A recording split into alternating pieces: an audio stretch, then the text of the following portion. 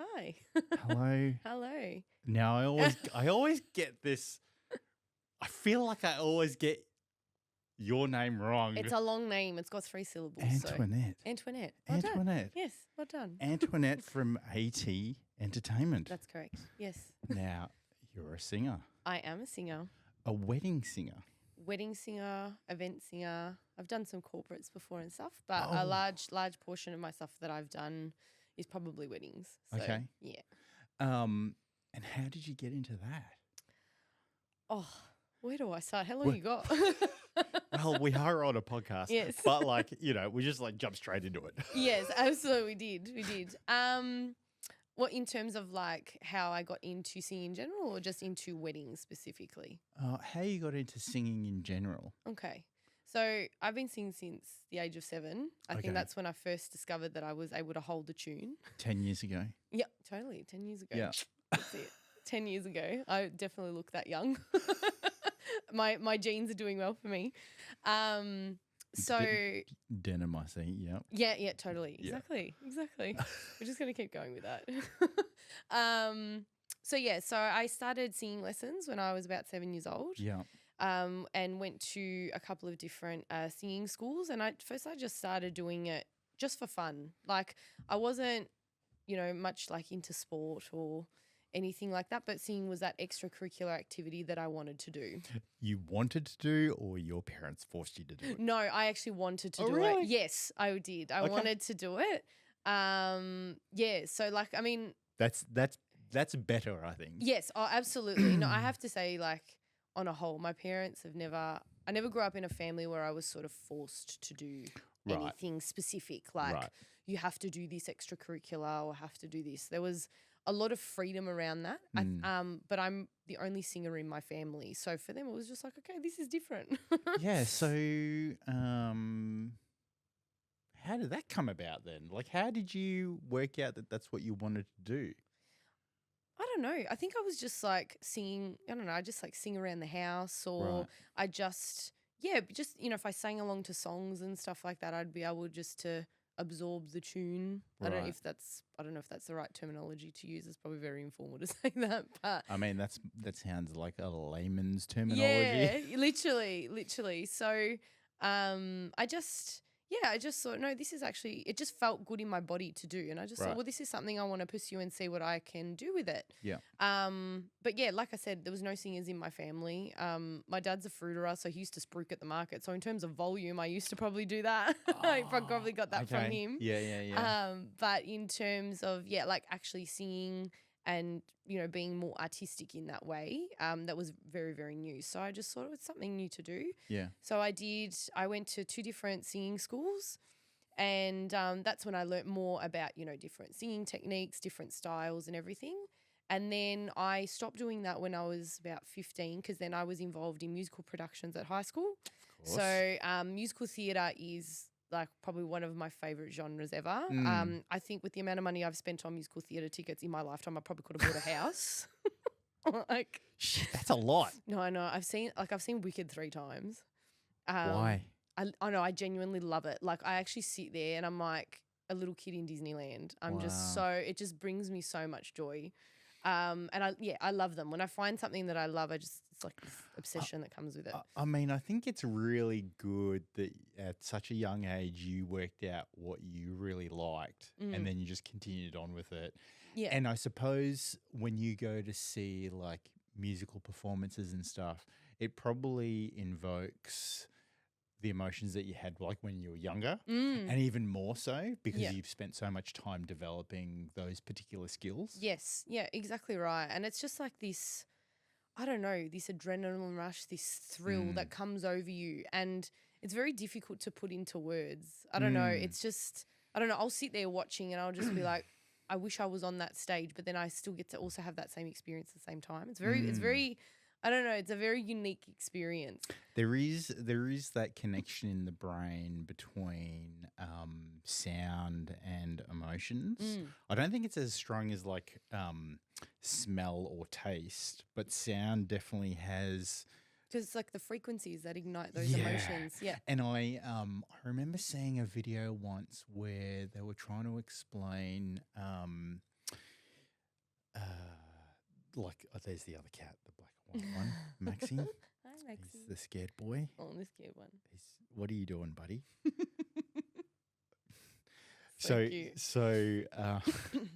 Yeah.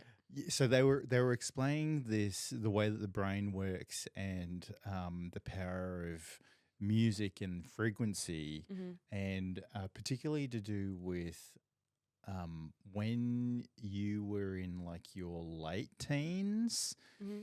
It's almost like that was a formidable time where the music that you were listening to really imprinted itself into your like core. And when you get older, if you listen to that type of music again, it kind of takes you back to that time. Yes. You know? Absolutely. Absolutely. It's just that, it's almost like that first experience of listening, then the impact that it has, and then it stays with you in a certain way, and it keeps evolving over time. So then I got involved in a lot of those productions at high school and stuff like that. In year 12, I had the lead in one of them, which was really cool. And then is that scary? It was very daunting, especially because I had to open the second act. So, and I was like, okay, I need to open this. Like, if it's bad, I've ruined like the next half. The pressure. I know, it was a lot. It was a lot of pressure, and I was playing a very evil character. So we did a production of The Wiz, which was like a Motown version of The Wizard of Oz. I think Michael Jackson and Diana Ross were in the movie. Right. So we did that production at school, and I was the evil witch, right? So then I had like, it's like this big cape, this big collar. I just looked, my makeup was so dark and everything. It was just obviously very different to my personality. Yeah. But I mean, it's a role that you play. Yes. And like it's theatre. Exactly. It's theatre, but it really did force me to go outside of my comfort zone in that regard. Like to even just to not channel aggression, but like kind of channel that like fierceness of a performer in me. Which I feel like when I do perform in general, I do have that fierceness. Which is actually really nice. It's almost like part of an alter ego, I would say, that I have as a performer in general. Like I can be, I don't think I'm shy, on a day to day, but, I'm just, like I can be reserved at times, and, I feel like I always try and lead in my life with kindness in general. But if I ever want to get out like that aggression or that fierceness, it comes out on the stage. That's good, because I thought you were going to be a real bitch on the podcast today. I'm only kidding. Oh my God. Did I give off that vibe? No, not at all. Not at Is all. it the Italian in me that gave off that vibe? No. Shout out to Gio for referring you to come onto the podcast. No, not at all. I promise you're safe. It's no, okay. I think it's really cool how,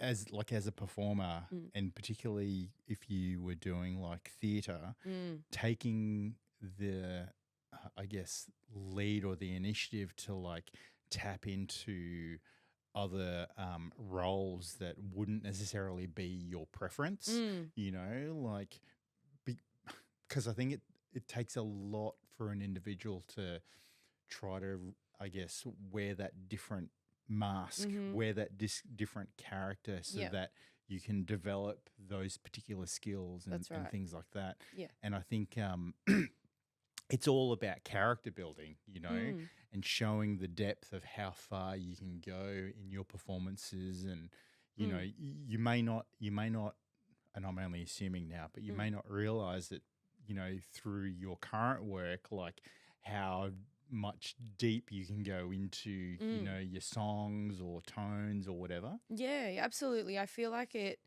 can help you unveil different parts of your personality. Yeah. And, and I think, because I feel like all of those parts, all of those dynamics, I nearly just knocked this, like they're very useful in every part of life. Like it's not like, okay, well, I'm a kind person off the stage and everything. Not to say I'm kind on the not kind on the stage, but as in it's okay to really discover and explore all those different elements of you, both, in your profession and outside of that. And again, to sort of try and tap into things or explore other things that might not necessarily be part of your general makeup day to day. Yeah. It forces you to grow, even, and that's where the discomfort comes, and then you get nervous and everything, but it's only in discomfort that you evolve. And even through evolving, you might find something where it doesn't really sit well with you, or doesn't align with you. Like, it could even be, like even certain styles of music, like I can love and appreciate them, but certain things, like I don't think I would be able to deliver it properly as a singer because I don't have that emotional alignment with it. Yeah. So, and that's okay. Yeah. So like once you try them, you're like, you know what, it's actually just not for me, and I just prefer to go down this. That's fine, but that's part of the growth too. Yeah. So, and there's that saying, right? Like, if you're uncomfortable, like the discomfort is the pain leaving your body. Yeah. Because you're, as you say, you're growing. It's growing pains. Yeah, all the time. And I feel when you're comfortable, nothing changes. And it's okay to be comfortable, and be like, be okay with the way things are going. But if it's like that for too long of a period of time, then you don't grow, then you remain stagnant. And I feel like a lot of people, and regardless of the industry, they kind of confuse comfort with confidence a lot of the time. Whereas, like I know I can be confident on stage and everything, but I'm more than happy to be nervous and uncomfortable on the stage doing something I probably normally wouldn't do. Or even like a lot of the time as a singer, when you're performing, sometimes you've got to think on the fly. Like if you're singing a particular song and then you see that the crowd's not vibing with it, well, you just got to change. Like you got no choice. You got to adapt. You do. You have to adapt. And that can be quite daunting, even in the moment, because then you even depending on the event, like if you're doing a corporate event, say, and then you've got all these performers around you, and then you've got these like really high class people there and whatever, when you have to adapt, you're like, I literally have to take a stab in the dark, and it's scary. But at the end of the day, I think if you execute it with the level of confidence that I just have faith in the ability that I have to be able to do this. If it fails, it fails. You fail gloriously and in a lot of glamour, then it's fine. Like you just kind of learn to do that. Because then it kind of looks like it was deliberate. Yeah, yeah. And I think if you have that confidence in yourself, particularly in those moments, nobody else is going to notice.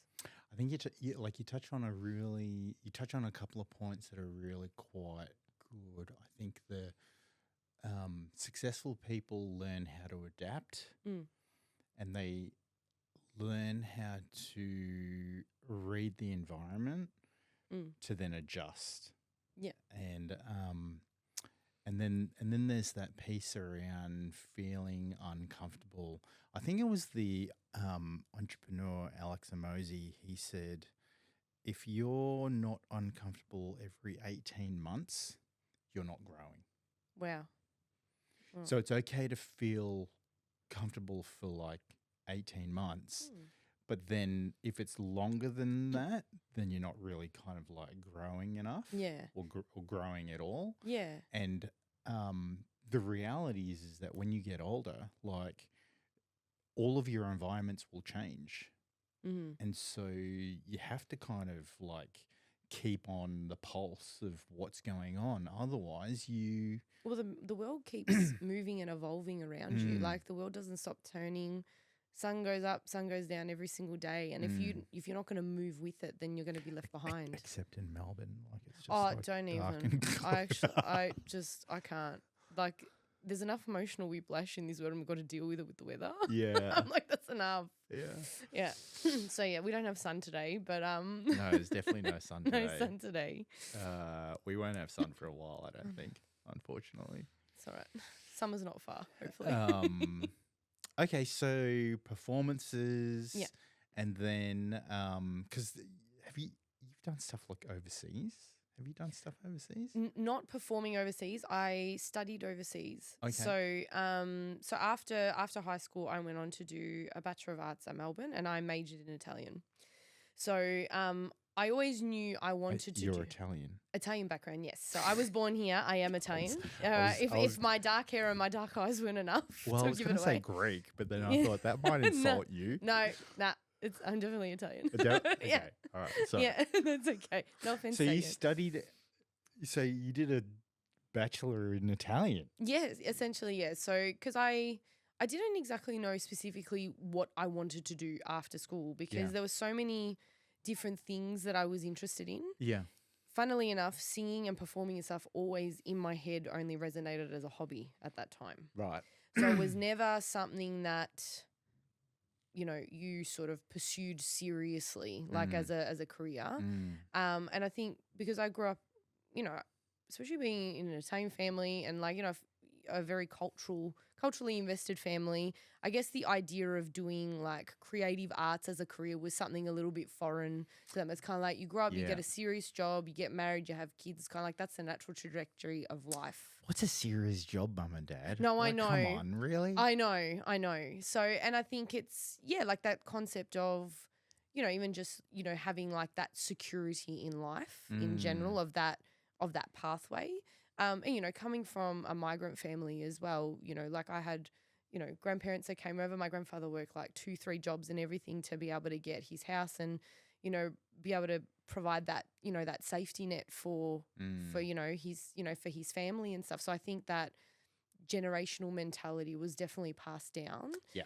So my parents never forced me to do anything specific. Like they were like, you do whatever you genuinely want to do. But I think it was always like, and even in society, we think of, you know, your secure jobs, whether it be a 9-to-5 of some sort or be a doctor or a lawyer or something that will give you a secure income that will allow you to live through this life. I think it's interesting how you said doctors and lawyers Yeah, being I know. secure. I know. I'm like, I know. Well, I guess like look, I get it, and that is a social, cultural like thing, exactly, which I think is all.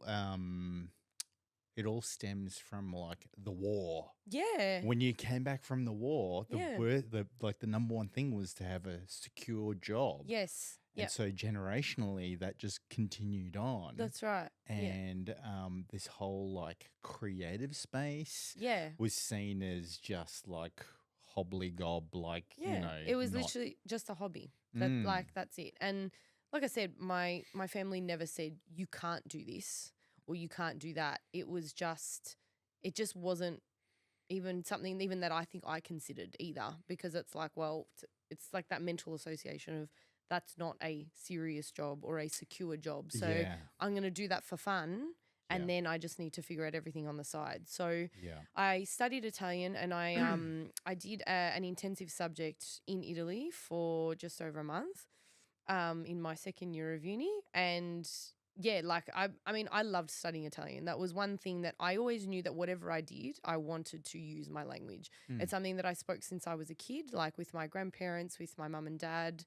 I remember as a kid sometimes when, you know, being at home, my parents would speak to me in Italian, and if I responded in English, they're like, we're not talking to you. They're like, you need to respond to us in Italian. That is some cultural bullying. I know. In the home. I know. We're not going to talk to you unless you speak to us in Italian. I know. But in hindsight, I am very grateful for it because it's how the discipline was instilled, I guess. Yes. Yeah. And possibly how you tapped into that whole being a bitch in your performances. Yeah. You're like, I just got to tap into that part of me, how angry I was that they didn't speak to me in English. I know, right? I just had to get it out. That was it. That was my emotional exertion, all of that. Yeah, totally. Oh my God. But okay, so you went overseas, yes. You did that for a month and then you came back. Yes, yeah. And then I continued the rest of my degree, and then I completed after that a master's of translating and interpreting. What? Yes. Yes. So I got my certification. It was an accreditation at the time, but certification as a NATI certified translator from Italian into English. So what? Like you could or you should be working at the UN? Oh, well, UN. Look, I did do the exam for interpreting, because translating and interpreting are different for a lot of people that don't know. How? So translating is written documents. Okay. Interpreting is when it's spoken. Gotcha. So a lot of people, even you see it like on the news and stuff, like they'll have a translator and they'll name them as a translator, but that's actually technically wrong. They're an interpreter, because they're interpreting over somebody simultaneously over the other person talking. So a lot of the ones that you would see at places like the UN and stuff like that, like when you've got a conference on and then you've got all these translators around, they're actually interpreters. They're doing like conference interpreting. Is that just did the media fuck it up? I think the media did fuck it up, yes. Yeah, just for a bit of a word. Yeah. So no, but it is technically that's what that is. So I So missed. back to my question: should Yeah. you be working at the UN? Oh no, I don't know. No. I did do my interpreter's exam. I missed out only by a few points from getting my certification in that. So, but it is very challenging. Like it actually doesn't matter how well you know another language. It's very because especially with simultaneous interpreting, you're literally having to listen and absorb the content of what the person is saying. You're not only translating it, but you also need to be aware of the context because you need to translate it in the right or interpret it in the right way. So your brain's working a million miles an hour. And when you do things like UN conferences or global conferences and stuff, it is so much information. They go for hours. I mean, you get paid a mint, but it's definitely it's hard work. Like I'd probably need to sleep for like 3 weeks after that. It would be a serious case of Chinese whispers as well. Yeah. Like if a message was interpreted the wrong way and then spoken back in the complete wrong context. That's right. It's like Exactly right. So it's I mean, I have so much respect for it. But yeah, it is very challenging. So I just thought I've got my translator certification that is something that I can do. And then I thought, and a lot in my degree, in my undergraduate degree, I also did like a lot of politics subjects, legal subjects and everything like that because that was always an area that really interested me. I didn't want to be a lawyer because then after I was like, no, I can't deal with the bureaucracy of the legal system. So I was just like, I don't want to be a lawyer. I didn't want to study all that for that long. But I'm like, I'd love to do something in that field, particularly where I could potentially fuse my, translation certification and also my ability in Italian with another area. And that's a lot of interpreters and translators actually do that. They find themselves specializing in an area where they can actually utilize both languages because it's very hard to sustain just an interpreting job or a translator's job on its own. So then I got into immigration. So for the last 8 years, I've been working in an immigration agency. the fuck? Yeah, oh totally. So I've In immigration embassy. No, not in the embassy, in an agency. Agency. So I was working for a migration agent. So Right.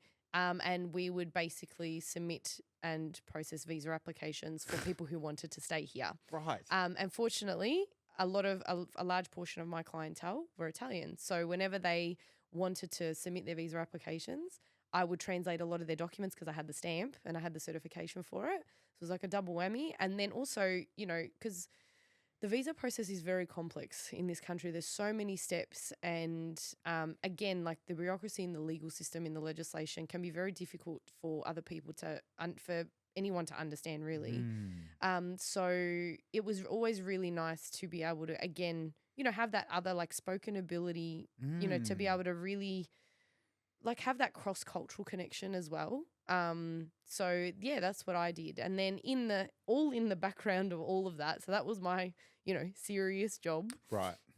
I was always doing performing arts on the side. So I was doing like at uni, I would do like just, random events. Like just say if there was someone that knew that I sang, they'd be like, can you sing at, I don't know, my mum's wedding or something like that.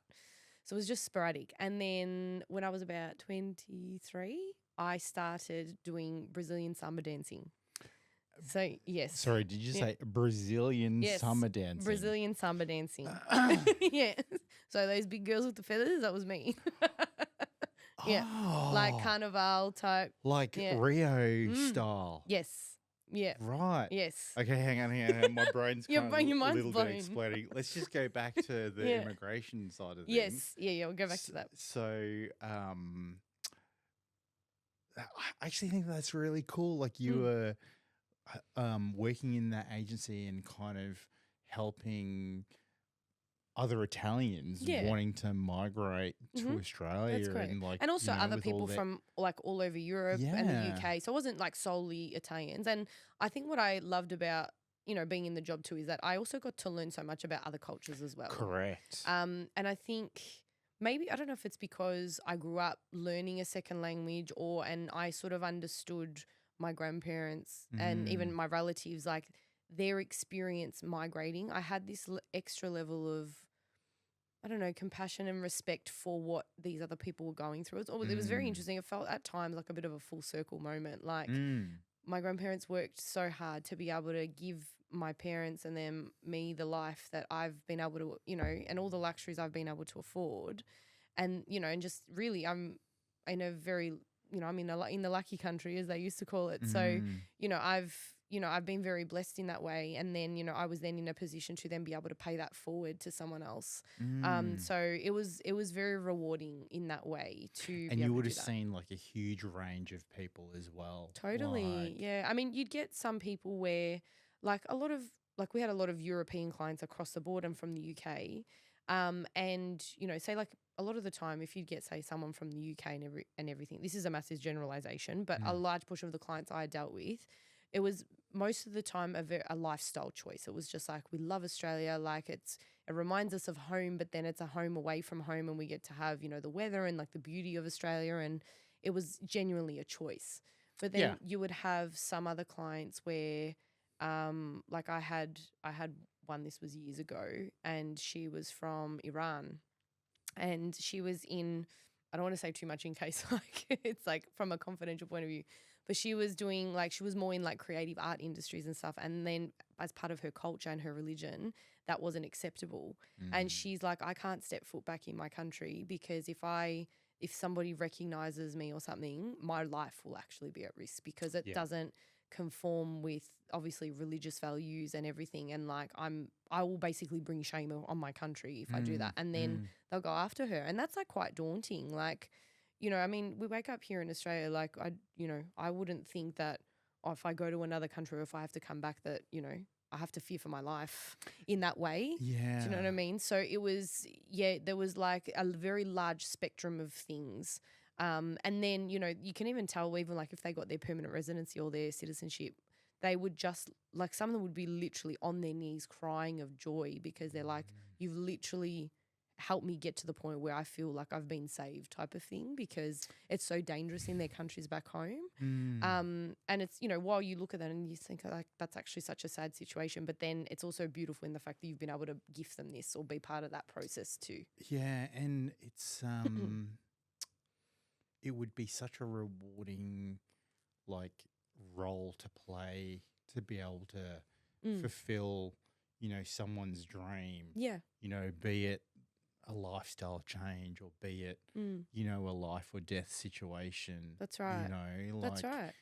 And yeah, like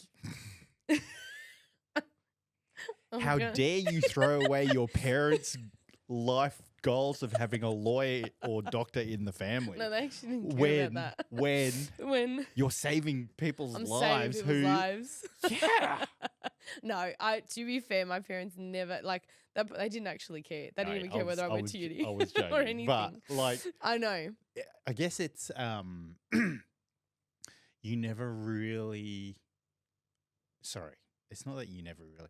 I think sometimes people forget about all the different scenarios, all the different aspects of how you can impact others' lives just in your day-to-day like life or day-to-day role. Yeah.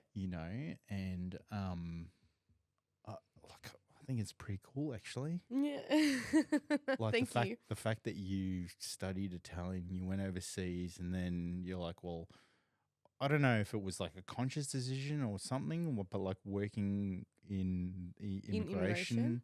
I think because I was always very good at like legal studies and like I was always very interested in, just like national and international affairs and all that kind of stuff. I mean, even now, like I geek out on that stuff. Like I'm a bit of a nerd. Like, like I will just like, I will definitely, I love reading and sort of exploring, the different positions on world issues and stuff like that.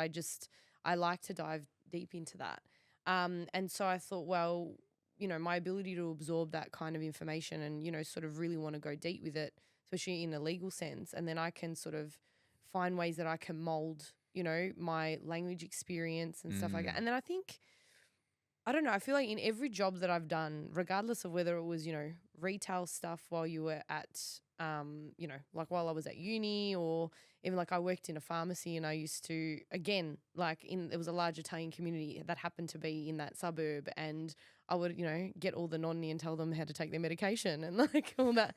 But like, and then, even in immigration and even now in what I'm doing now, I've always been able to be of service, like in that way, and like being able to have like some level of positive impact in that way. I think that's why, in terms of like from my language point of view, I think I've gone a bit off topic, but in terms of having like Italian, I think everything that it's gifted me in my life, both inside and outside of my work, I've always been able to be of service and be able to bring like a sense of joy to people or something like that. I think, and I think that's, again, it's because it's gifted me more than just a language ability or a cultural knowledge or anything like that. It's done a lot for me in that way, and I get to pay that forward too. Yeah, and I guess it's a real show of like the depth of your character in wanting to like be of service to people to help them better their lives. Yeah,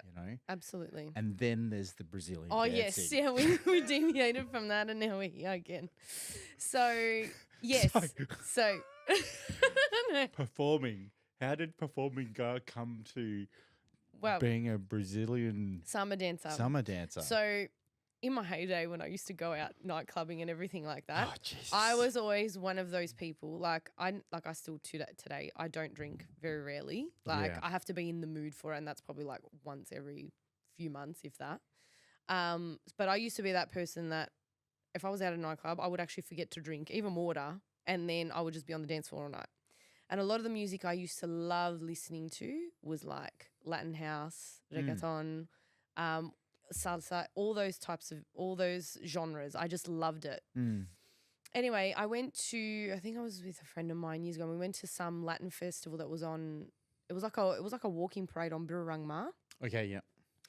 Anyway, and then I saw like these samba dancers, right? Like girls in feathers and everything like that. And I was like, I want to do that.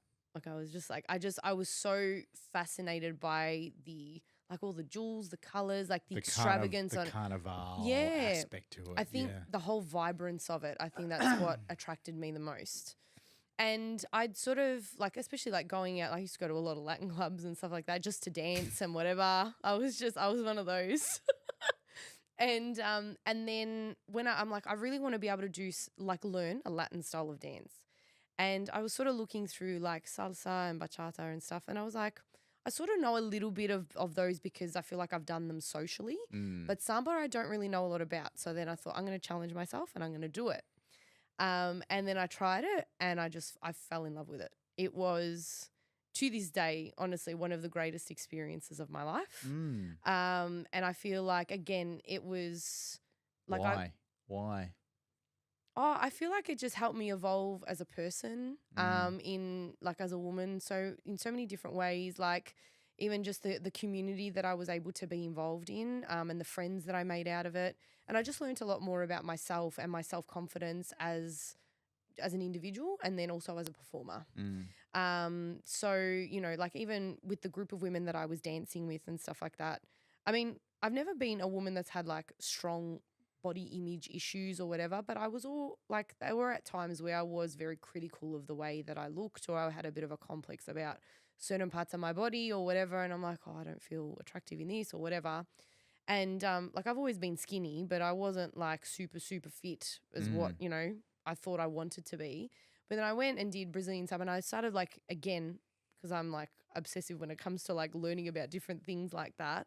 I started to go into not only just the dance technique, but I'm like, where does samba come from? And where does this and like all of that kind of stuff. And I became so fascinated. And the more that you look at even, women in Brazil who are doing this, I look like a toothpick compared to them.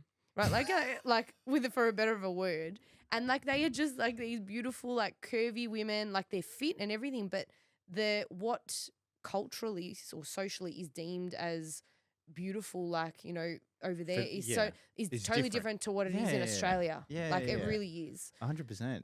And then I was like, I think it helped me embrace like it's okay for me to be whoever I want to be. Like as long as I feel fit and healthy and I love doing what I'm doing, then. And also to recognize beauty in different ways. I think it just opened up my eyes to that. And then too, it also allowed me to learn about a different culture as well. I think too, I became obsessed with my own origins and loving parts of my culture and stuff like that. But I also love learning about other people's as well. And so I learned so much about Brazilian culture and even like then all of their musical instruments and just the significance and the impact of those instruments, like, and even the sounds and everything on their culture. So, like, for example, even like the style of samba, the way that it's danced. So even just to give you a visual, so you got your 2 feet there, and most of the time it is like you step 1 foot back and then you're like alternating, and then your hips are doing all the work. So the reason where that step, the samba step, came from is because back when, like, I think it was when Brazil was like still under like Portuguese reign and whatever, they brought with them African slaves, and they used to chain them up at their feet. And then one of their things as a protest about basically their cultural origins, they're like, you can chain us up, you can do everything, but you can't stop our love for music. And the only step that they could do in chains was that step. And that's how the samba step came about. So even just like it, that step in itself, its significance of, it's a protest against slavery, and it's like you can try and take away everything, but like our heart in that music is something that you can't take away. Like it's just, like, it just gives me chills even talking about it. Like I fucking love these stories. Yeah, it's I swear to God. It's inspiring. And even, different styles of samba, like even with the drums, like one of the things that a lot of people resonate so much with, even just percussion instruments in general, is because it resembles a heartbeat.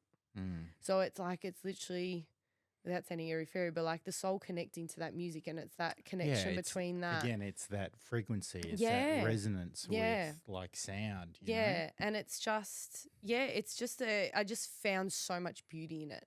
And again, it rewarded me with so many things. And then that's when, as a performer, because then I trained with 2 teams for the first year because I wanted to get up to the professional team because I like to make things hard for myself. Hang on. What do you mean you train with 2 teams? So, or 2 levels of teams. So I started at a school where I was doing beginner samba. Right. And then my teacher saw this. She goes, okay, well, you've got a bit of rhythm. She goes, if you want to accelerate to get to the professional team, right, and that would mean like doing more professional gigs, like more paid gigs and everything. She goes, you can train with both the professional team and the intermediate, and it would just meant more hours of training.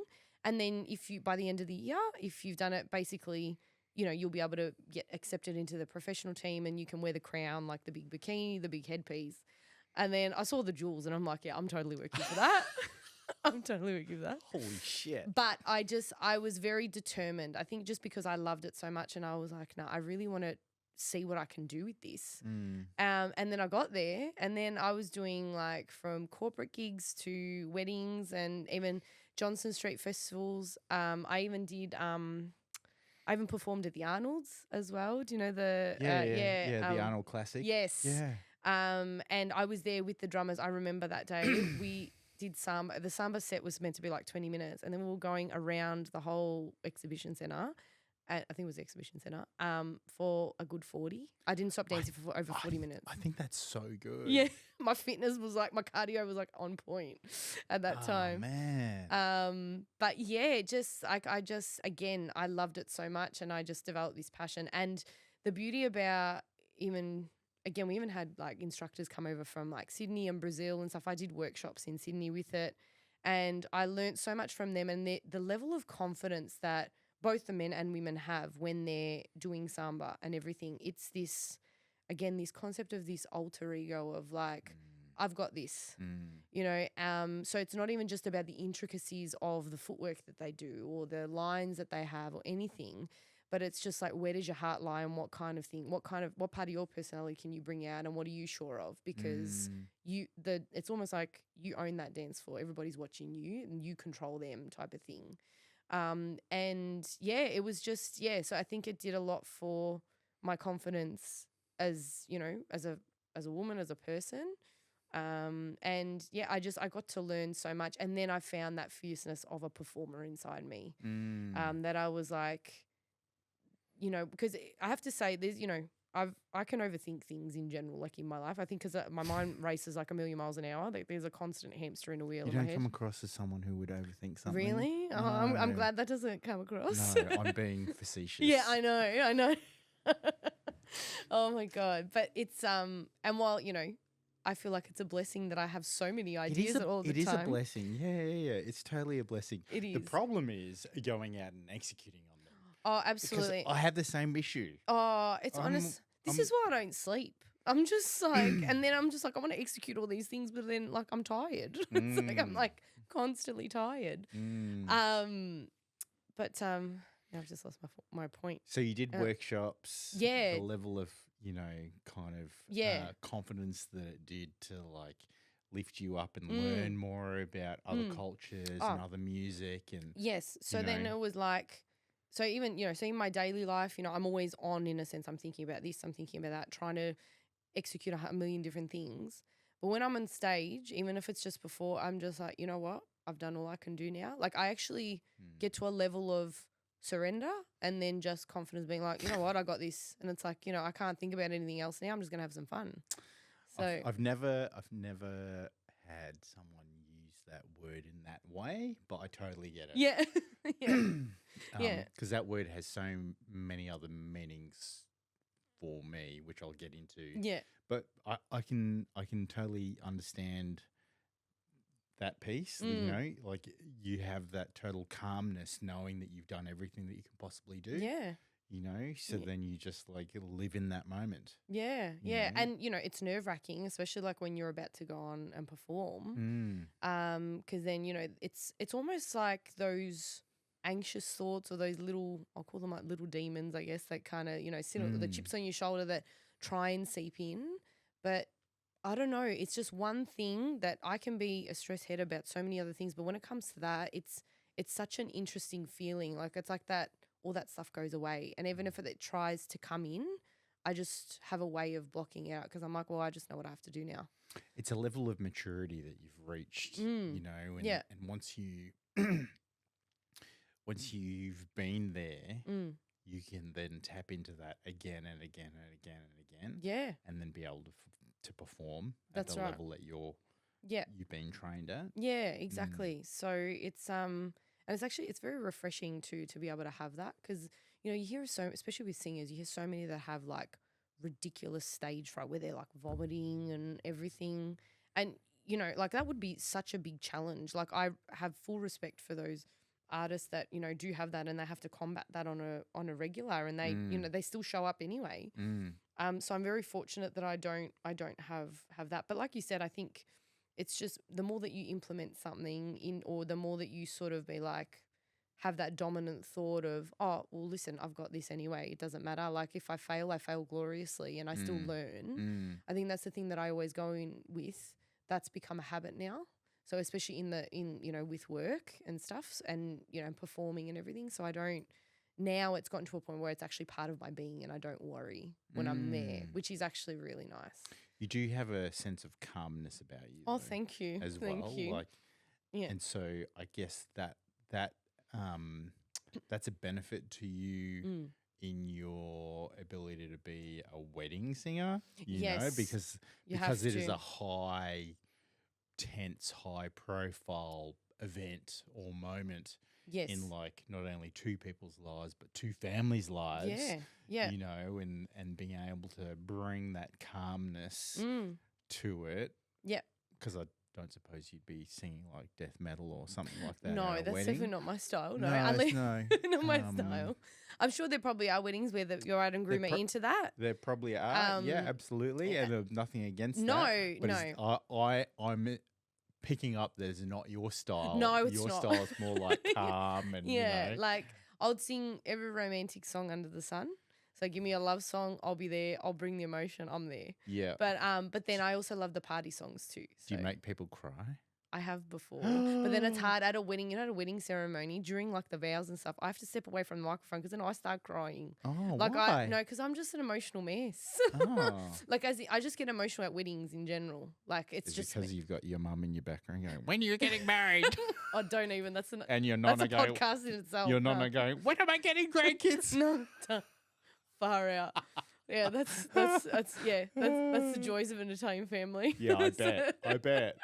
But no, I've always been just very emotional. I used to think that as a bad thing. Yeah. I used to sort of be ashamed of that. Like I used to be like, it's like I'd just cry on my own, whether it be at a movie or whatever. But now I'm just like, no. Now I'm like, waterworks, it's fine. I'm like, I welcome it. Look, I used to be a very emotional kid as well. Mm. And I used to cry at everything, like when I was a lot younger. Yeah. And then I turned 18 and something happened with my dad and I was like, Yeah. oh, fuck this. Yeah. I'm like, I'm just going to be who I'm going to be. Yeah. And Yeah. at that point, I really decided like I was just going to live my life the way that I wanted to live Yeah. it and try to improve at myself every single day and bring happiness to other people's lives. Yeah. You know, either through just like being witty or like, you know, being jokey and like all that type of stuff. Yeah. But yeah, like I totally get the whole being emotional side of things. Yeah, absolutely. And I feel like it's part of being human, really. And with anything that we do, I think, especially when it comes to work stuff, I feel like even in Australia we have this, you know, culture where we're just always working. I mean, we're very laid back as a community, I think, but it's just this, you know, we're always this. Yeah, we're just always working. It's just constantly, everything's just about work and we got to do this and we got to do that. And you can take some time off, Antoinette. I know I can. I know. That's very hard for me. That's my problem though. That's not Australia's problem. That's mine. So I think it is. I think it might be Australia's problem as well because if we're constantly working, like, you know. Well, it is. I think it, you know, and it depends on the workplace you're in too. Yeah. But there is this general consensus, I would say, that we do work a lot. Like I feel like it's also part of a Western culture in general across the world. But I lost my train of thought now. I was going with this. It's gone. Where did it go? Where did it go? It's actually gone. What advice would you give someone who wanted to get into singing? Oh, that's very interesting. Very, very interesting. It's funny because I got a couple of questions for you. That's question number one. That's question number one. Oh, you know what? I would just say just take the plunge and do it. Yeah. And I know that sounds very general, but it's like I've tried to use that mentality in the last few years because it's been only in the last few years that I've actually gone out on my own to pursue this professionally. So even though I was doing like dancing and everything, and everything was just always on the side. It was always like on the side of my serious job that I had. But it's, you know, then after and I think the pandemic definitely put a lot of things in perspective for me. I feel like it did that because it was just such a massive collective experience for the entire world. Yeah. I think a lot of people had a lot of time to reflect and really figure out what they wanted out of life. And people are still reflecting. Oh, they are. 100%. Yeah. 100%. Like even though we're a couple of years out now, but like people are still impacted by it. You know? Oh, they are. and like, I mean, the one example I always use is like the concept of like working from home. I mean, there are people now that are actually refusing jobs because they're like, I want to be able to work from home at least a few days a week because I want to have time for my family or my kids, or I want to have time for myself because I have to do this. Like, because the world didn't, I mean, as much as it was a very difficult time, jobs were still getting done, like from home. So, and I'm not saying that every single job is like that, but there is some jobs that it's like, that can offer that flexibility, and people are being a lot more mindful now, I feel, of what they're actually valuing in their life and realizing, again, this concept that we need to work all the time, or that we need to be in an office 9 to 5 or 8 till 6 every single day and then not have time for, you know, again, to spend time with yourself. Well, you triggered me before and I've gotten better at not reacting to it. I want to say sorry, but then this might be a blessing that I triggered you. I don't know. No. When you said the word surrender, because my best mate died I'm sorry. as a result, well, he passed away as a result of getting myocarditis. Oh, I'm sorry to hear that. From the vaccine. So it's, you know, like 2 and a bit years now. But he was the reason I moved to Melbourne. Wow. Okay. in 2001. Because where were you before? Perth. Oh, you were in Perth. Okay. Yeah, in 2001. Yep. And then, so the word surrender is important to me because so 6 months after he passed away, we went to, me and my other good mate from Perth, we went to Bendigo because that's where his parents live. And his parents had gone to see a spiritual healer in Queensland.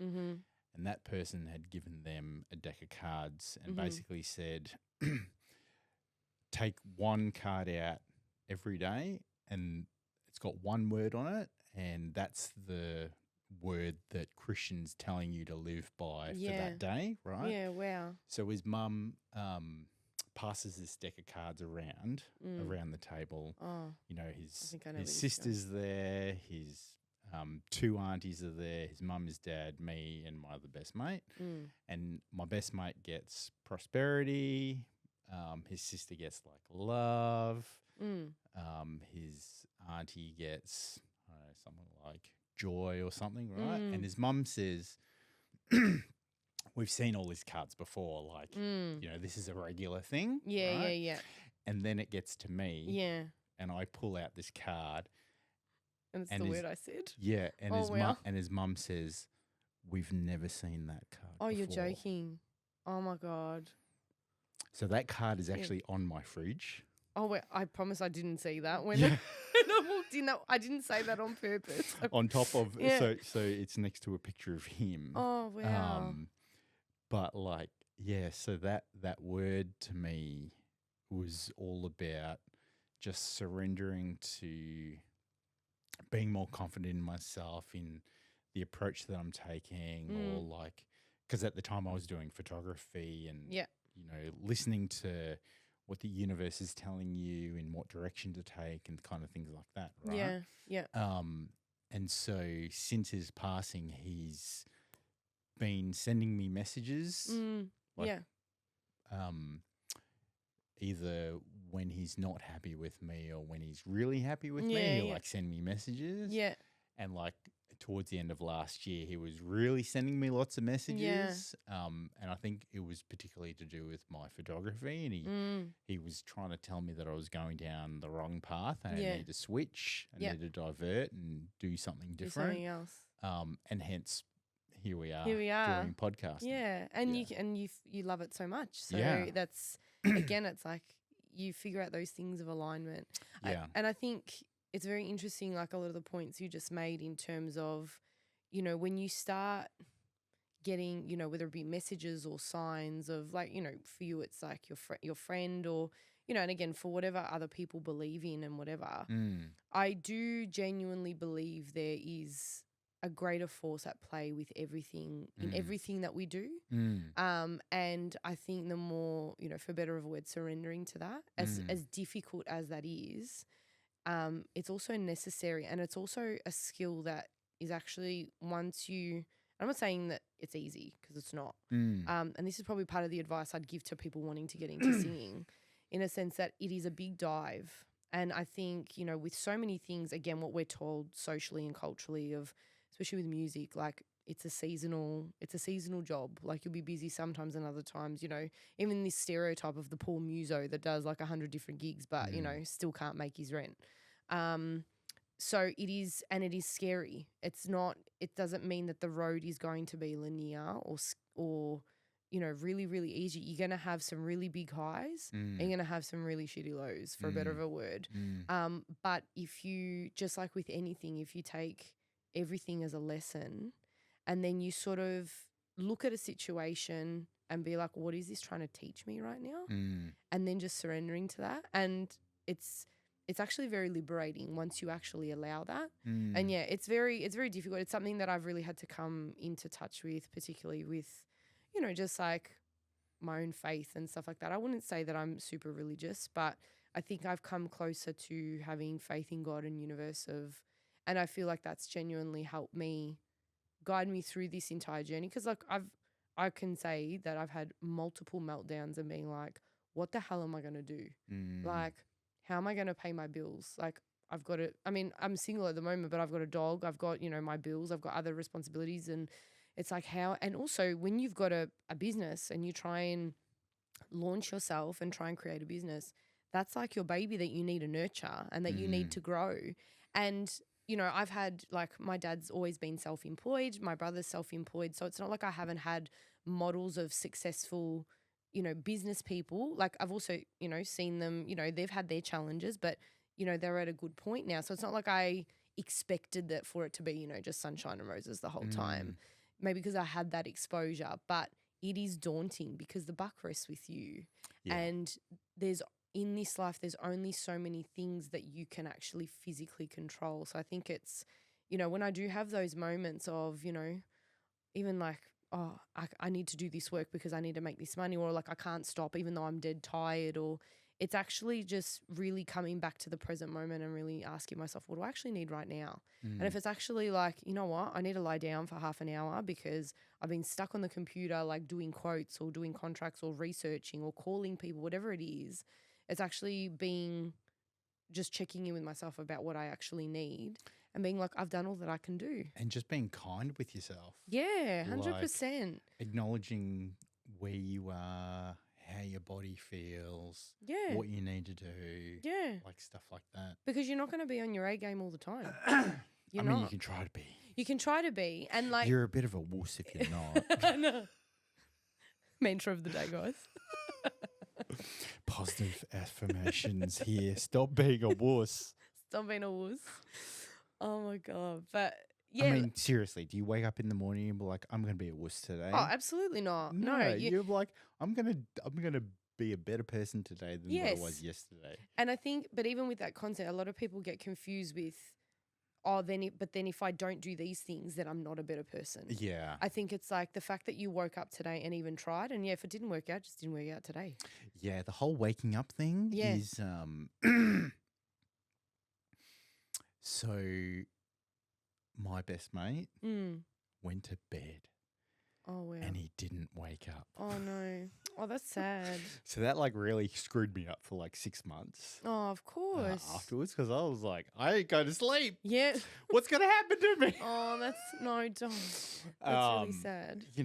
And whilst it was probably the best way for him to go because it was like the most peaceful, it's kind of like, hang on a minute, like it's the most basic thing that we all have to do and never woke up. Yeah. Yeah. Like, what the fuck? Yeah. Well, like the last time I saw him was when I dropped him home after his wedding reception. Because he passed away 2 weeks after he got married. His poor wife too. Oh my God. Oh, that's so sad. Yeah. That's a lot. That's a lot. That is very heavy. So I understand why, like even just that thought of sleep, it traumatizes you. Yeah, no, it does. I think that also plays into this piece with me around, I know I've got to like do all these things that I need to do because I don't know if I'm going to wake up. I know. And it's like, and I've had the vaccine. Yeah. Yeah. Well, like so many other people. I know. Yeah. It's a very daunting thing. Yeah. But like it's I totally understand that concept, and because it is scary because it's like you don't know what's going to happen the next day, so you want to try and do as much as you can. Even a similar example, when I was this would have been maybe just under 10 years ago, my dad had a massive accident. He fell through a roof, and then he broke all of his bones, everything. Now the night, like it was a very, very challenging time because he had to learn to walk again, like all these things. Very grateful, obviously, that he survived. I mean, he was very lucky to be alive after that. But like even so, the night before that he had that accident, because he used to do he still does a night shift. My dad's a fruiter, but he does a lot of transport now. And he was doing some late night transport the night before. And I remember I was driving home from a friend's birthday, and I was like around Parkville area. Actually, the irony was right across the road from the Royal Melbourne Hospital. So on Flemington Road, driving home, and I saw him, right? So we were like my dad, he was driving home. And then I was like, okay, so we're both heading home. I got home a little bit earlier than him. And then I was like, I'm like, oh, should I wait for him or whatever? I'm like, no, I'm going to see him in the morning. And the next morning when I saw him, he was in a hospital bed. And that stuffed with me so bad to a point where for like I'd say almost years, and I was still living at home at the time, I could not go to bed without saying goodnight to him, even if he was asleep. Like, because again, he'd do night shift regularly. I couldn't do it. And then I had to I'd literally stay awake to hear him leave and then message him when he arrived. It became quite obsessive. I was, allowing my emotions to sort of control me in that way. But it was so traumatizing that it stays with you. So, and I can imagine in your situation, like you said, it's like this thing that is a necessity in our life, and yet now the mental association is that your best friend left in that way. Exactly. So it's hard to mentally separate from that. It's challenging. And we didn't know for 6 months until we got it took them 6 months to get the autopsy results. Why so long? I don't know. They said, oh, it was a cardiac arrest. And I was like, well, really? In his sleep? And then 6 months later, it was like, well, it was myocarditis. And back then it was, not a lot was known. And so the way that his mum described it was like a mysterious virus entered his body and enlarged his heart and then left no trace other than an enlarged heart. Yeah. And then through, I guess, time, it's come out that there's increased occurrence of myocarditis as a result of having the vaccine. I know. I know. It's very sad. Yeah. Yeah. Okay, switching topic. Yeah, now. switching topic, yeah. What advice would you give your younger self? Oh, that's a very good question. I told you. I know, you've got all the heavy ones today. I told you I had good questions. I know. I never doubted you. I never doubted you. I knew they were coming. Honestly, I think it would be probably knowing what I know now is, don't be afraid. Don't be afraid. And again, I know it sounds simplistic just to even, just with those words. And, hindsight's a beautiful thing. I mean, if I had the awareness I have now, then then it would be very, very different. But I think it would, don't be afraid, and also don't let the expectations of others, whether it be people, your culture, your social setting, your friends, all of that kind of stuff.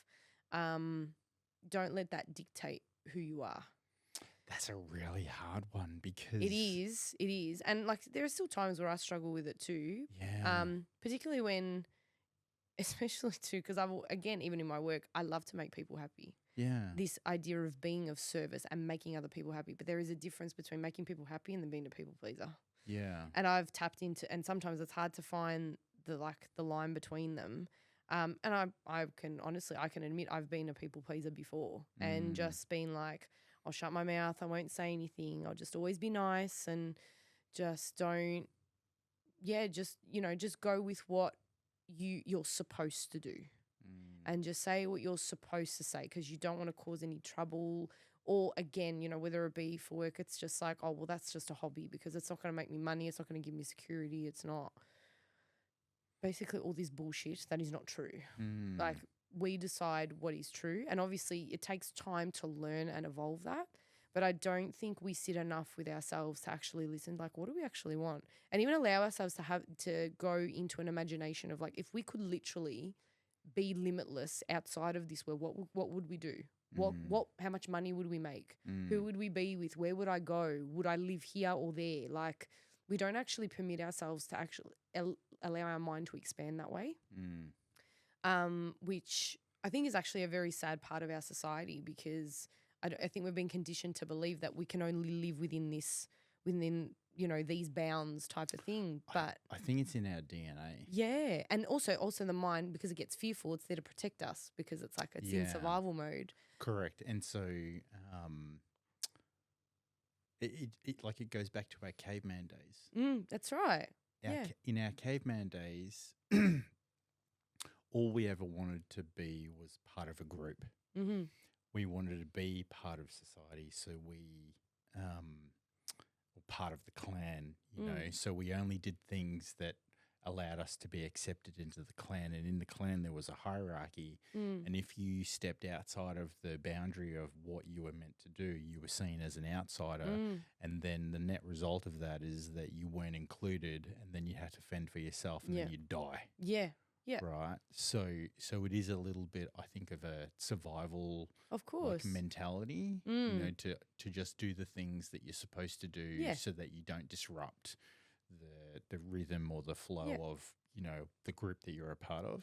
100%. And so I guess that's where I think like creativity and the arts kind of come into it, is that it's always seen as those types of people are pushing the boundaries over what's acceptable.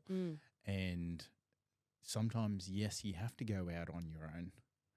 You have to go out on your own to then develop what you stand for, what you live by, so that you can then attract other like-minded people. That's right. And then you start another group. Yeah. And you be a part of another group, and you know. 100%. And I think like a lot of the stuff that like I've been reading of recently as well, and another thing I geek out on is like personal development, you know, books and content and everything, just because I'm always very fascinated about how the mind works, how, you know, how we are, like our emotional makeup is, all that kind of stuff, and how we connect to things, like whether it be people or other things outside of us. Like I'm always very fascinated about that. I think because I've learnt so much about, you know, even just, you know, facing my own demons in my life, that I've really had to sit down with myself and really understand and get to know me. And then I've gone into the, you know, looking at different research and everything like that, and different perspectives of, and just learning to see what aligns with me, what works for me, and, you know, how we can actually live in this life, and not in a way of like just to get by or just to survive, but how to find, you know, genuine enjoyment in life. And even when we feel like we're in a dark place, where can we find the beam of light in it, type of thing. So I do geek out a lot on that stuff too. Do you know who David Goggins is? I do know who David Goggins is. Do you know who Gary Vaynerchuk is? No, I don't. Oh, you need to look into I Gary V. I need to look at Gary. All right, that's my next geek out book. A lot of the stuff I've read is like Dr. Joe Dispenza. Oh, yeah. A lot of his stuff. Neville Goddard, like a lot of his stuff. Brené Brown. Joe Dispenza. Yeah. A bit of controversy with some of his stuff, though. Oh, what's the controversy? Please. Oh, no. Like I had a work colleague who just absolutely despised. Oh, Joe really? Dispenza. Oh my God. Oh, look. It was like just all of his philosophies and really? theories and stuff like that. I was like, no. I'm not so sure. Look, I wouldn't agree with that. I mean, maybe he had some beef with him or something. I don't know. I don't know. I don't know. Well, look, I think he's great. A lot of his stuff is very complex, though, even in terms of how he describes it. So bit heavy. It is. So, like, it requires that time to really, because very dense, but extremely fascinating.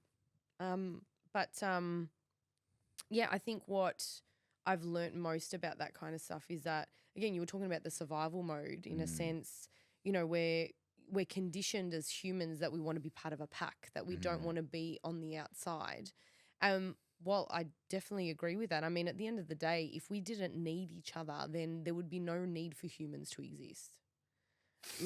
There would be no need for multiple of us to exist, because we could just be riding solo. We don't need other people, but we do. We are interdependent on one another. That's just my If we thing. didn't need each other, we wouldn't exist. We wouldn't need to exist, yeah. Yeah. Like, what's the point of having millions and millions of people, if, like, you know, being like, oh, well, I can just live you know, solo by myself and not need anyone. True. Because there wouldn't be any need for me to rely or depend on someone else. And, you know, again, we're human. We can't fully carry the world solely on our own. I mean, you can try. You can try. Oh, definitely. I've tried. But it hasn't worked. Yeah. Fail gloriously. What do you mean you've tried? Oh, no. Like, have you tried to, like, well, just do everything yourself Oh, without yeah. any help. That's one thing. Maybe another piece of advice. Mate, I could write a book on all the advice I could give people, to be honest. New York bestseller, maybe. Don't be afraid to ask for help, because that is one thing. And even sometimes now, I still have to consciously remind myself that it's okay for me to ask for help from some people. I don't like asking for help. I don't- though, I don't- Antoinette. I don't like it How do you either. break through that? I don't know. no, honest. It's just been. You get to a point where You just have to suck it up. it's just because that's like your ego talking. Like it's just your ego again trying to protect you and everything like that. But you have to.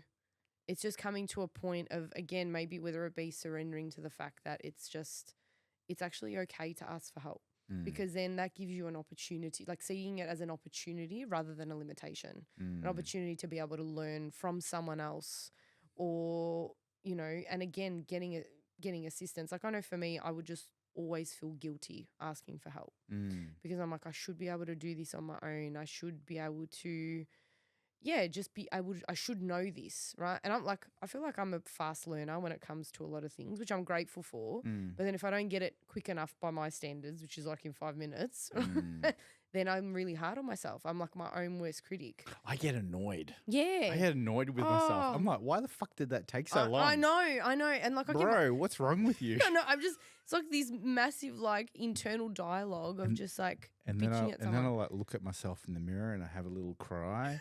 And I'm like, I've done suck it up, pretty boy. Well, look, I don't say pretty boy to myself. No, I actually don't say that to myself either. Oh, my God. But, yeah, you do get to it. Like, it's, and especially at work, you go into machine mode and you're like, well, I've just got to do it. Like, I just need to learn it. It gets frustrating.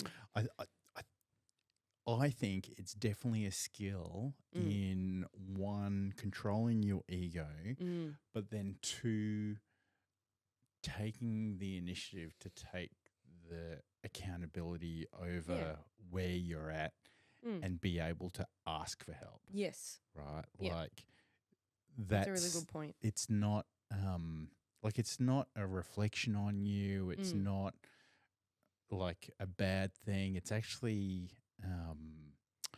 this piece around opening yourself up and acknowledging your vulnerability, and realizing that you can't do it all. And that's okay. Yeah. Like we're still going through the freaking pandemic. I know. The repercussions of it are still there. The aftermath, right? Yeah. And working stuff out and I don't think we'll be through all of this. We'll be finished talking about it, for quite some time. I agree. Right? Yeah. We lived through a very unique point in history. Yeah, it was weird. Yeah. It was weird and like screwed up. I agree. And very much so. And we just have to like be a little bit kinder to ourselves about that whole situation. Yeah. I know. And I know that means different things to different people, but it's kind of like just acknowledging that, and I think even something you said is like acknowledging or taking accountability and also allowing yourself to be vulnerable, like you said. Yeah. People also need to recognize that vulnerability is not a weakness. Yeah. I think that's the other thing, because I'm one of those people that used to think that like, again, if I ever used to cry or show any emotion, I used to go in my room and away from people, because I would at the time never let anybody see me show any emotion, because I thought they're going to think I'm weak. And I need to just suck it up and do it. I got no choice. And while I'm grateful for the fact that when I'm in work mode and machine mode, I have this ability to switch and be like, when I've got to do something, I just do it. I think my abilities to survive are very good, but I've really had to work on the opposite of that, of actually sitting with myself and allowing myself to feel vulnerable and to, and to really just figure out what I need, because you can't, like, they're polar opposites of each other, but that's the duality of life. In order to appreciate one, you need to experience the other, and vice versa. So, it's all good and well that, you can survive, but without acknowledging your vulnerability and actually moving through that, then you can't actually really fully experience the joys and the benefits of your survival too. Yeah, and Yeah. I think it is also being vulnerable just shows how human you are Yeah. And that and you're human. Exactly. your humility, Mm-hmm. you know, and if you allow yourself to be vulnerable in front of other people, then that'll show them your humility. And if anything, they technically they should respect you more for being vulnerable. I know that there are some people out there that will be like, oh, it's awkward, like, Yeah. what is she doing or what is Yeah. he doing? But I think in the long term, I would hope that more people would see that and I be agree. like, you know what? Mm. Yeah, I agree. And I think She's being herself. yeah. And like what you said, the right people will see that.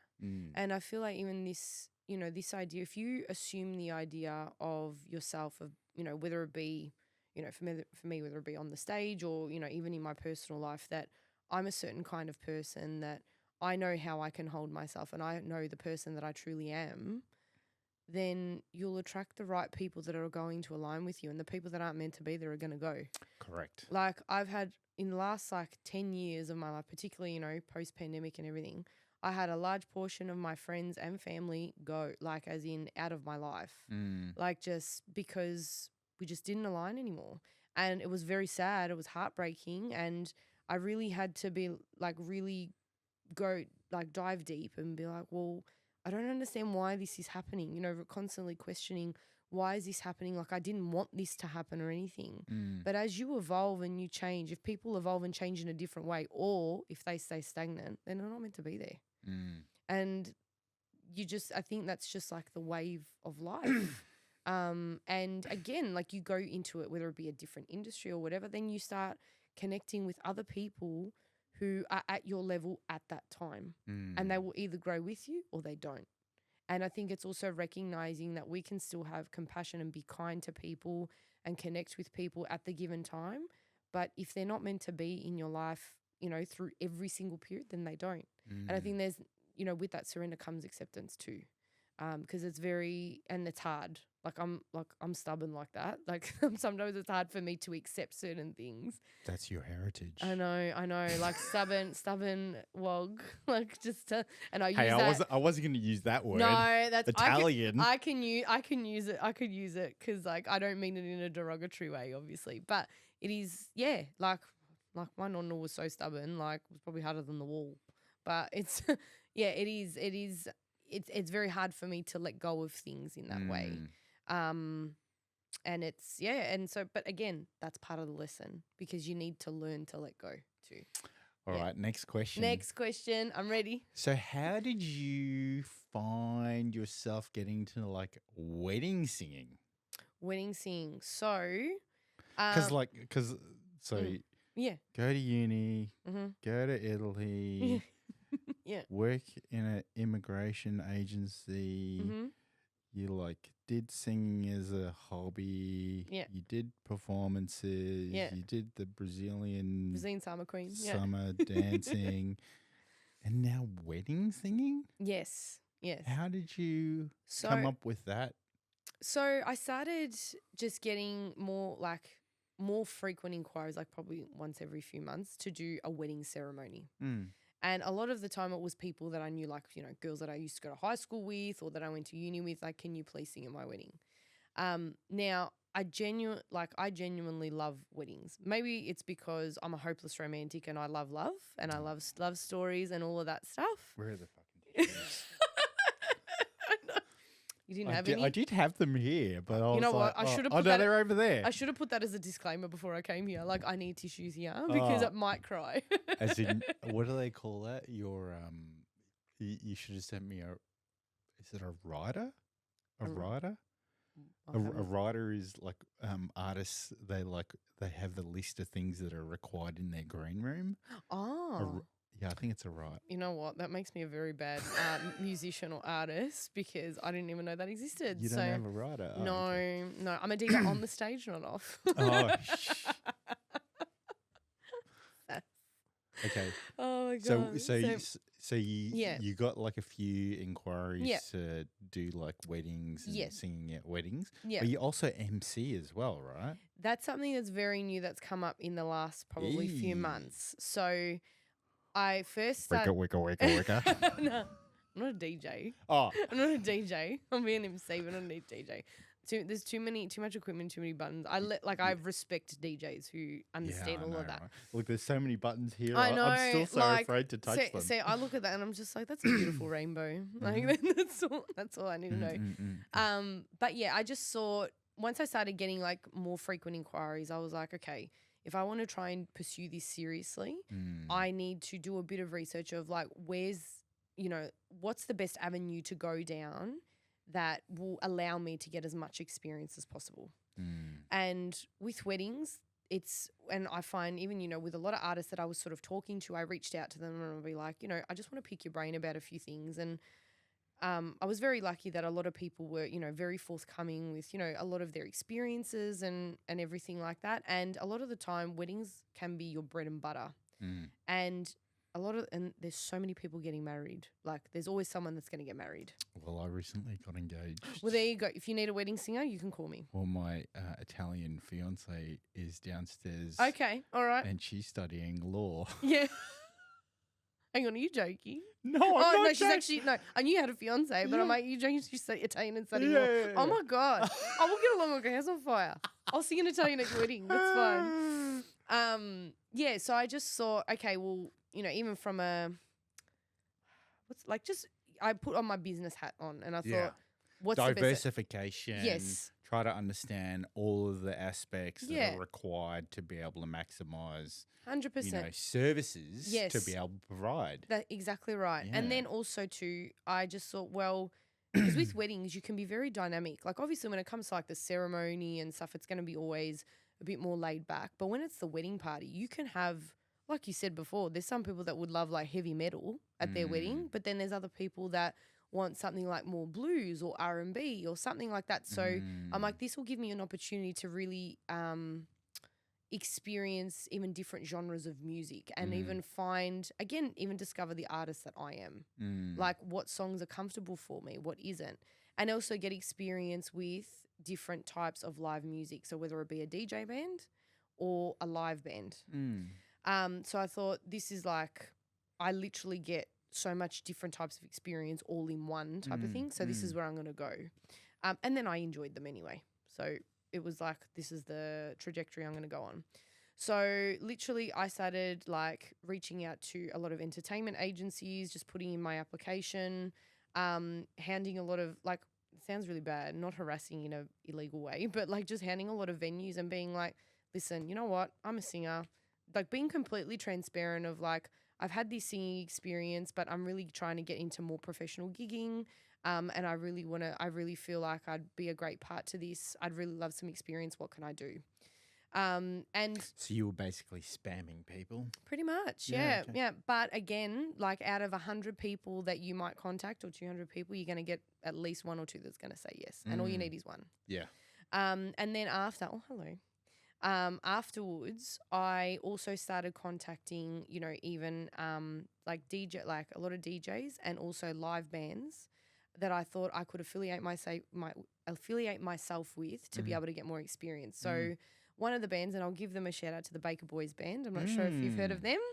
I think I saw on one of your posts. Yes. Done some stuff with them. Yes. So they've got like quite a lot of musicians on their books and everything like that. But I reached out to one of the producers through another contact of mine. And I was just like, listen, I haven't had any live band experience before. I said, but I am a vocalist. These are the songs that I sing. I'm like, what is it that I can do to be able to perform with you guys? Like, I'm very much at the, when I approach someone about something, I'm honest about whatever my experience is at this point. Yeah. But I'm like, I'm willing to work because this is something that I want. What do I need to do? Yeah.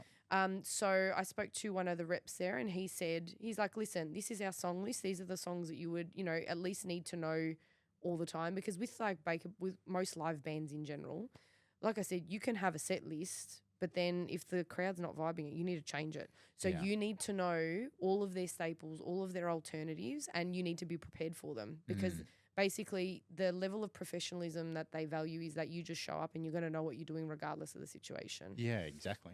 And, it was daunting too, like, because it's, it's like, well, this is a live band. And also the other thing, side note, with a live band is the musicians follow the singer. So obviously that's logical, like as in that they follow the singer, but I had never been in a position where I was in control of that. Like I could sing it slow or fast and they had to follow me. So that's what you mean. Yes. So the band will follow the person singing. Yes, they have to follow the singing. That's right. Right. Exactly. Now, on some of the gigs that I've done with them, there are some musos that have done some amazing things with some really like big name artists around Australia. And then I was standing there, I'm like, this is like my first time, and I'm having to lead them. Like, what the hell? I'm the boss of this. Like, what is this? Not obviously the boss, but like I guess there's being in a lead role like that. Yeah, there's obviously some sort of like it's like musical etiquette. Yeah. You know, in order to execute on a song effectively, then like everybody has to play their part, right? Like the drummers can't drum too fast or out of sync, Absolutely. know, to the guitarist, and the guitarists have to play in line with the singer, and like all of that type of stuff. So I guess with the singer being the lead, that's what the audience or the listeners are going to like resonate the most to. Yeah, I mean, so that's kind of a good thing. It is. It is a good thing. And it's been an amazing learning experience because again, like you get to learn from so many different musos, and honestly, everyone that I've worked with there has been just so kind and so forthcoming. Again, like they don't make you feel silly, and they don't care how much experience you had. It's just like we're all here for a common goal. But yeah, it was just I contacted them and I just said like, I want to do this. What do I have to do to get to the level that I will do it? And so I learned all their staple songs. I sent them recordings when they asked for them. And then I'd be like, put me on the list. I'm free for, for this, for that. And then they eventually, I think it was about after a year, they put me on one of their showcases. And so I had to do like 4 songs. Mind you, they told me the day before and I was like, what? And then I did it. And then from immigration, I'm not coming in. I know. I need 4 days off. I need 4 days off. And then, and then from there it just kind of snowballed. I got a few inquiries on that night that requested me for their weddings. And then from there they just kept calling me. And I've probably done about 20 gigs with them now. Wow. And, I'm continuing like obviously to be engaged with them and everything. And again, having live band experience. And then even from that, you get to know other different musos. And then I've performed with other bands and DJ bands too. And then it just acts as a domino effect like that. Correct. But I think one of the things that I've learned about myself is that you literally, for a better word, need to put yourself out there, but in a way that it's just like you need to be prepared for the acceptance or the rejection, and you're not going to care about either one because at the end of the day, you've shown up. And as hard as that is, it's necessary for yourself more than anything. And then the more that you do it, then you're just like, you know what? I actually know what I can do. And then when people start coming to you, because then there are some, you get some clients and then they'll be like, oh, we want this and we want this and we want this, and then they won't have the budget for it. Or then they'll, ask for things that are a little bit more unrealistic, or like if they have like certain song requests, like if it's a death metal song, I have to be honest that I can't sing them or I don't, it's just not my style. Mean, you could try. I could try. I could definitely try. But you'd have to stuff your makeup up though, just for one song. Just look like I've come out of Kiss or something. Yeah. But yeah, so it's just, again, it's the only way to learn something is just by doing it. Yeah. And easier said than done. But it's like the more that you do it, it then becomes a habit. So it's like if you be the person that you want to be, either being in the band or being on the stage or doing whatever you want to do, in your case, being the photographer, being the, the podcast man or anything. You need to just be it and you just need to do it. Yeah. Yeah. So Gary Vaynerchuk, I guess kind of saved me during COVID because one of the things, there's a couple of things that he said. He was saying things like, don't listen to all the naysayers. Don't listen to, your family members, your spouses, like anybody who was like telling you that you couldn't do it. But then another thing that he was saying was positive feedback is just as bad feedback because it's like a drug and you get addicted to it. Don't get addicted to it. What you need to do is get addicted to the process that you're going through and the process of learning. Yeah. And so if you can get addicted to the process of learning or the process of doing the thing that you're doing, then that it's regardless of the outcome. That's right. Exactly it's right. regardless of what people think. That's right. Because you love doing the thing that you're doing. Yeah. Like right now, I love sitting down talking to you. Yeah. I love sitting down talking to people. That's what I love doing. Yeah. I love learning about how you got to where you got to. I had no idea that you work for an immigration agency, let alone do Brazilian summer dancing.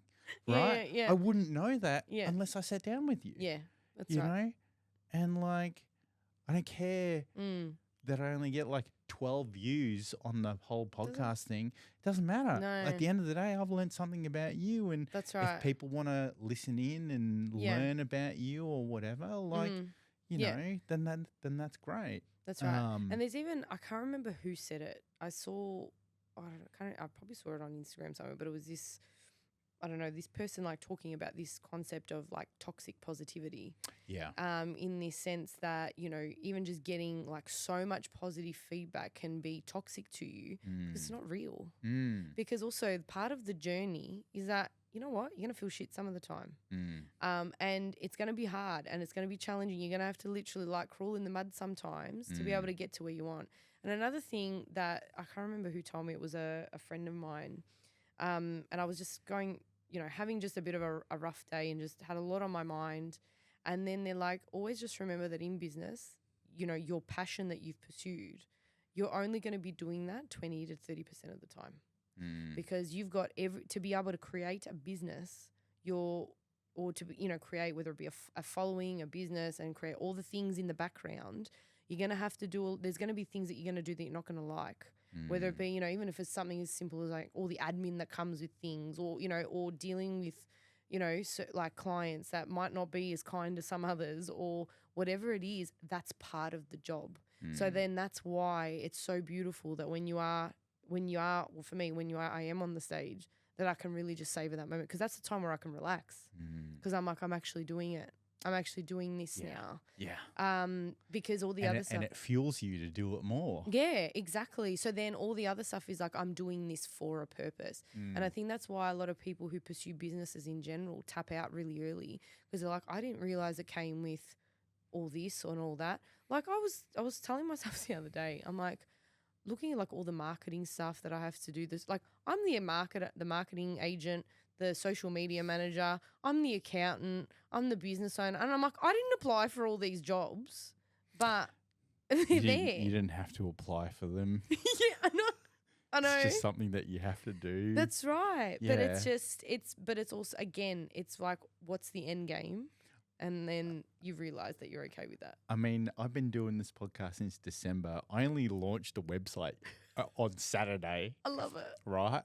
And then, so I launched the website on Saturday. And then yesterday, Sunday, I worked on merchandise. Yeah, I believe you. Yeah, like legit. And then this morning, as soon as I got up, I'm like, I need a Facebook shop and an Instagram shop. So that's what I did. Yeah, that's right. And like, there's always something to do. Always something to do. Always something to do. But again, if you find that, what's the purpose I'm doing it for? Yeah. If the greater love for that is bigger than all the things that you got to do in between, then that's why you do it. Yeah. And I love like all the technical stuff and like all this stuff. But you're better than me like that. I'm just like, this is going to take my brain 100 years to understand, but I just But again, even that with that stuff, I know so much more now in the last 6 to 9 months than I did before. Yeah. So again, and I also think my grandfather used to say this all the time, knowledge is never lost.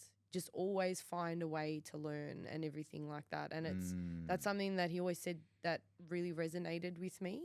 And and it's true. And, that concept of knowledge is power, it really is. And you can, to be able to learn is a gift in general. So taking those opportunities, even if it's something that you think, I'm never going to use this, one day it's going to come up in conversation, you're going to know the answer. That's a blessing. So, yeah, so I'm always just keen to learn.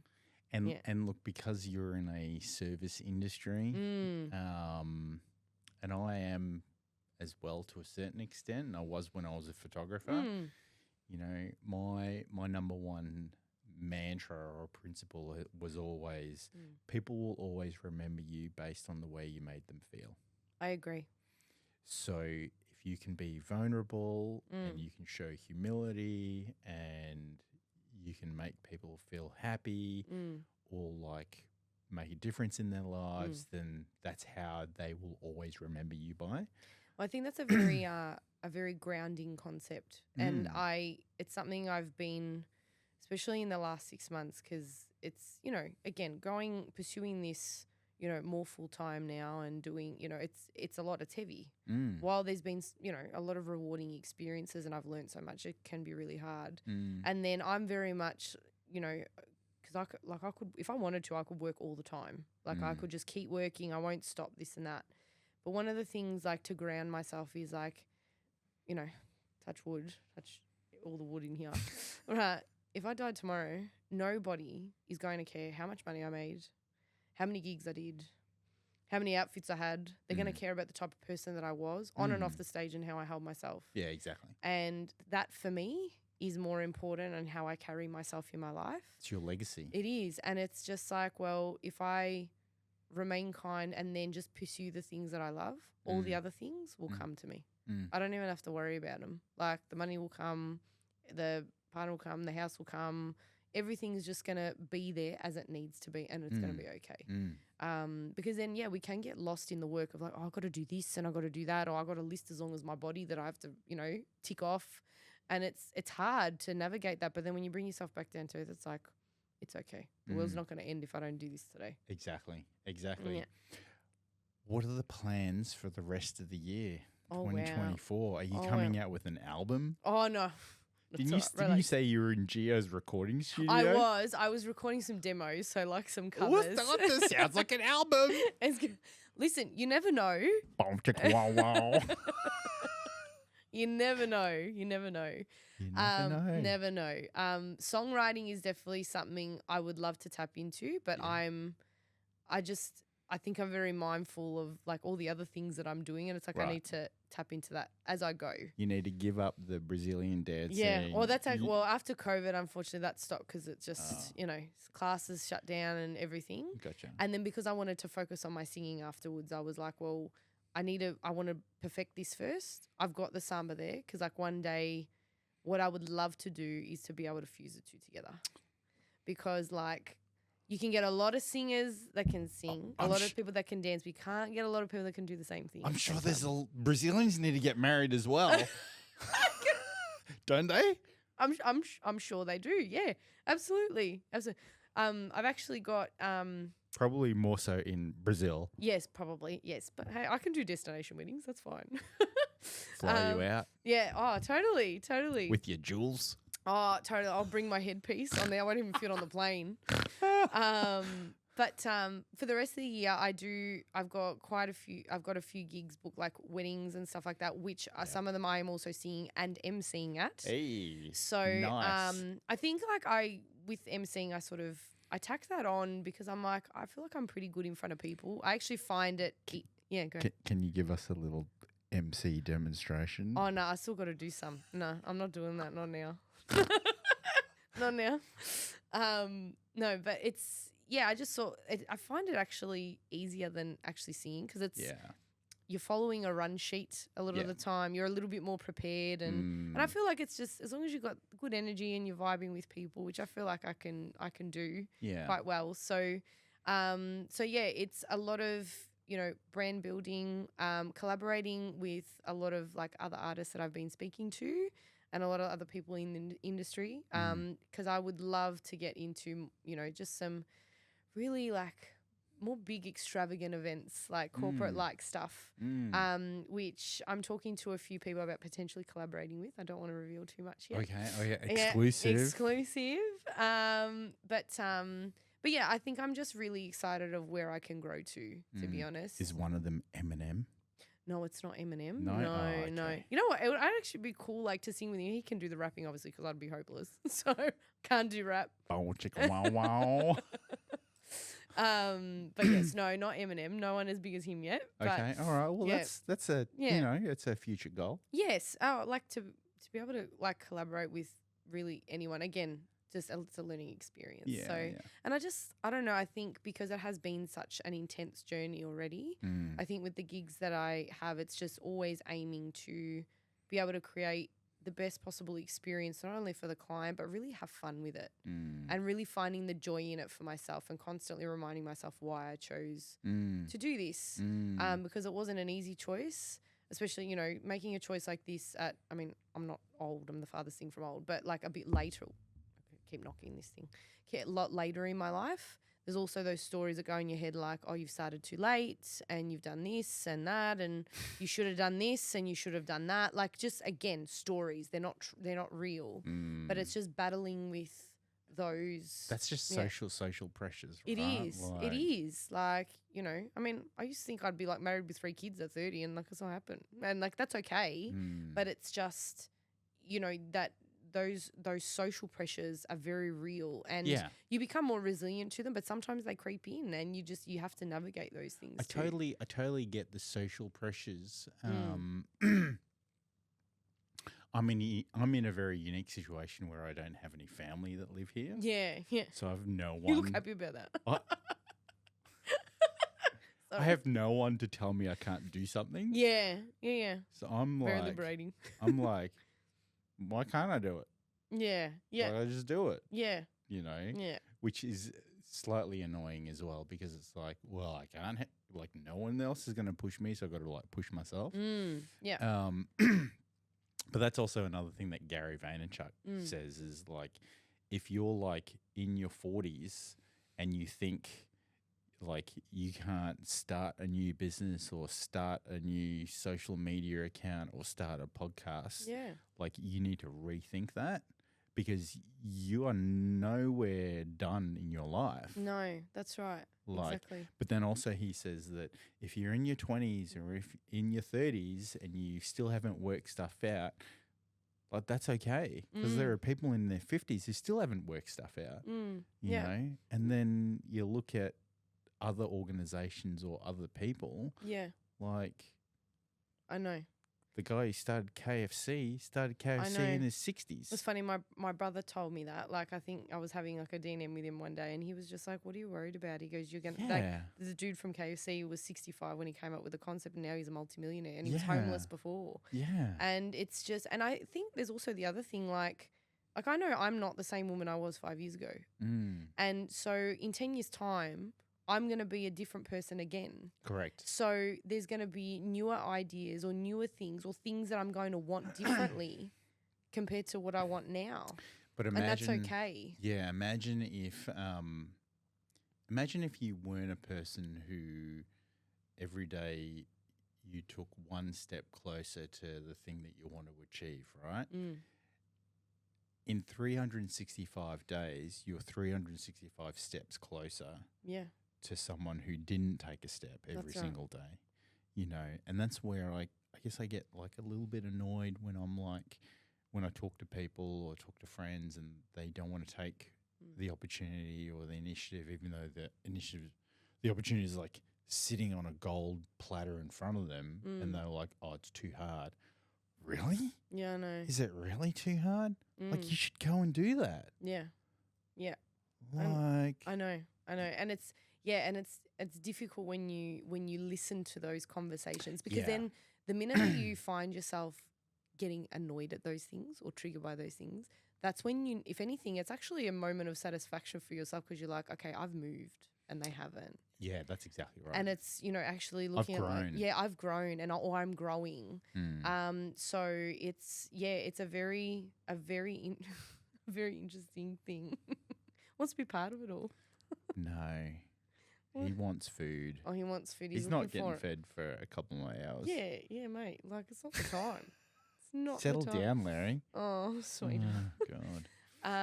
But it's very interesting. But I think, like one thing for me I have to say, like, I know it's actually in my makeup, my DNA makeup, that I know I always want to strive for something more and everything. I think that's something that growing up in my family, you know, with like my dad was always a super hard worker. My brother's a hard worker, and so is my mum. And I think that work ethic of just constantly going for it, you know, I mean, there needs to be a balance. Like my dad, you know, sometimes he was like a workaholic, and I'm like, Papa, you need to also like relax. It's okay to have a moment to relax. And, you know, I mean, he loves what he does. So it's, you know, that's also a beautiful thing too. But yeah, that strong work ethic has always been ingrained. So I think that's something I also take faith in a sense that even on the days where I need to rest or I need to, which is also very important as a singer. That's one thing that I've had to very much pull myself back on to really allow myself to recover.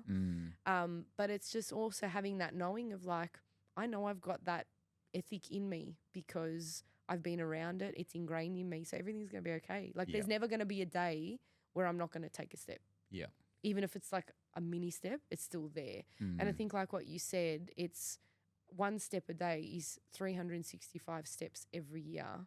If you're consistent with the small things, they compound and then they can create something really amazing. So, yes. Exactly. Yeah.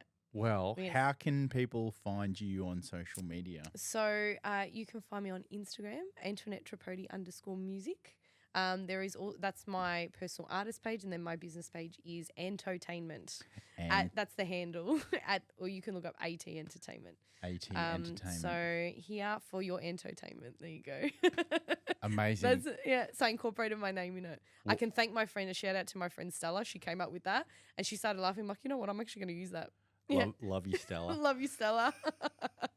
Well, thanks so much for coming along. Thank you so much for having me. Antoinette. I've loved this. And let me just take a quick selfie with us on here. Hang on. All right. Yay.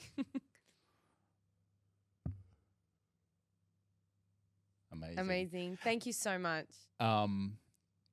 Yeah, I can't wait to get you back, actually. Yes. Like maybe at the end of the year or maybe start of the next year and see how the year ended. Amazing, yeah. Like do a year in review. Yeah. That'd be so cool. Yeah, 100%. Absolutely. No, I'd love to come back. No, it was so good today. Thank you so much. That's all right.